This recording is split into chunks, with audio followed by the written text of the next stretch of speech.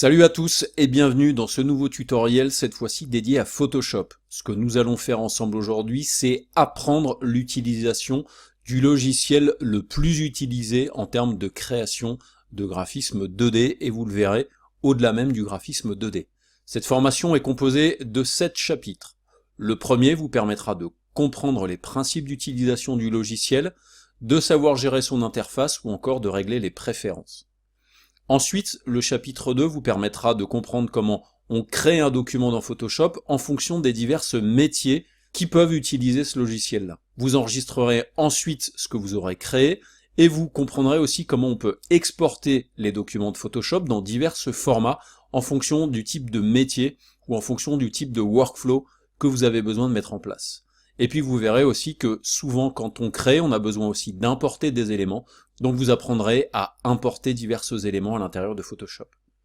Le chapitre 3, lui, sera vraiment concentré sur l'utilisation des calques et tous les types de calques qui existent dans le logiciel. Ce sera aussi l'occasion de voir comment fonctionnent les masques pour vous permettre d'aller beaucoup plus loin avec vos créations.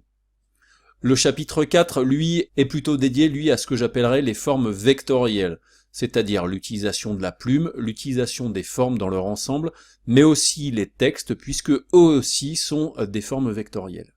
Le chapitre 5, lui, vous permettra de faire le tour de l'ensemble des réglages, que ce soit les réglages images, mais aussi les calques de réglage. Vous ferez aussi un tour détaillé de tous les outils et les filtres présents dans Photoshop.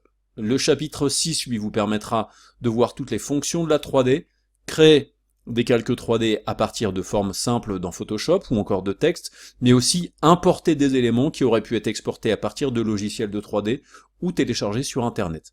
Et puis nous ferons un exercice pratique qui vous permettra de mettre en œuvre ce que nous aurons appris ensemble. Et ensuite, pour conclure, le chapitre 7 vous permettra de voir les fonctions de montage vidéo à l'intérieur de Photoshop et de créer aussi des gifs animés et de voir donc les diverses options d'animation du logiciel. Donc j'espère que cette formation complète Apprendre Photoshop va vous plaire et je vous dis donc à tout de suite.